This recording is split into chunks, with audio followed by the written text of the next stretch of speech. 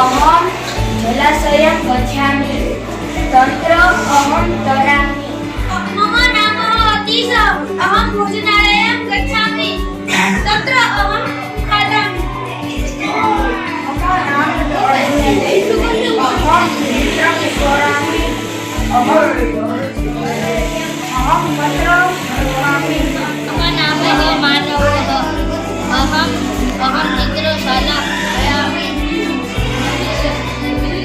गच्छामि तत्र अहं चित्रं चित्रं पश्यामि